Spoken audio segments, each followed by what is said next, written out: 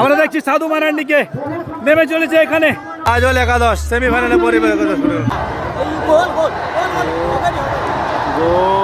আমরা চন্দ্রকোনা স্টেশন পৌঁছে গেছি। এটা যে স্টেশন নেমে গেছি আমরা, আর দাদারা আছে সারা আসানসোল থেকে খেলা দেখতে এসছে। দর্শক কিন্তু অপেক্ষা করতে পারছে না খেলার, কেন অনেকক্ষণ থেকে ওরা বসে আছে। আজাদী স্পোর্টিং ক্লাবের পরিচালনায় প্যান্ট ম্যান্ট সব পুরো ভিজে গেছে। এখন বেরোবো কিন্তু এখান থেকে বাড়ি। আগামীকালকে ফাইনালটা আমি করছি না, কেন অন্য রিজন আছে, সেটা তোমাদের সাথে আমি শেয়ার করবো নিজেই।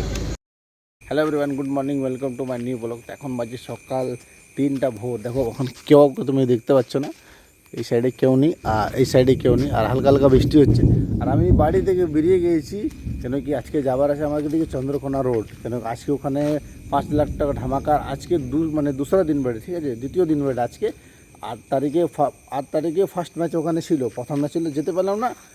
আর এটা হচ্ছে 2 নম্বর ম্যাচ আজ থেকে শুরু হবে। আজ 8টা টিম খেলবে, আর কাল ওখানে ফাইনাল খেলবে 3:30টার সময়। এখন এখানে বাস আসবে, এখন 3টা বাজে, আধা ঘন্টা আমাকে ওয়েট করতে হবে।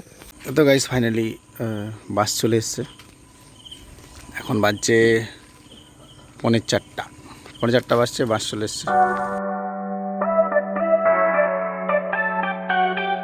ফাইনালি নেমে গেছি আমরা স্টেশনের কাছে, আসানসোল স্টেশনের কাছে আমরা নেমে গেছি। একটু হেঁটে চলবো, সামনে স্টেশন আছে, ওইটা রয়েছে বাস আমাদের।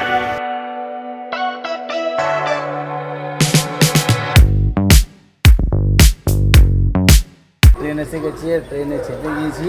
আর আমার 5:40 ট্রেনটা খুলবে। অনেকক্ষণ ওয়েট করলাম, 4টার সময় এখানে এসে গেছিলাম, 4:30 সময় এখানে এসে গেছিলাম। 1 ঘন্টা কাছাকাছি ওয়েট করলাম, তো 5:40 ট্রেনটা খুলবে। চলো আর দেখা যায় তোমাদেরকে জার্নি। ওকে,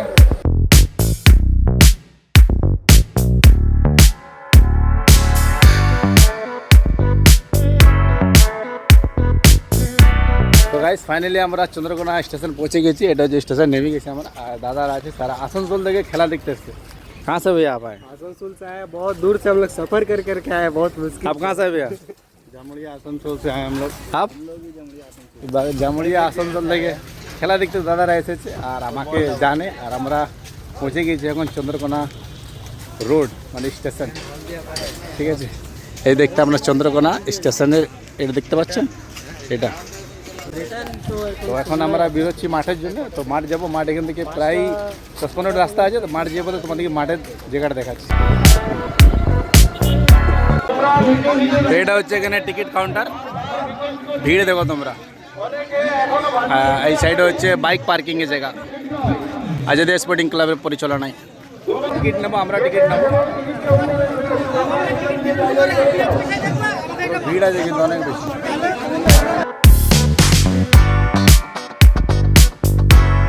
দর্শক কিন্তু অপেক্ষা করতে পারছে না খেলার, কেন অনেকক্ষণ থেকে ওরা বসে আছে। অনেকক্ষণ থেকে ওরা সবাই বসে আছে, অনেকক্ষণ ধরে বসে আছে ওরা।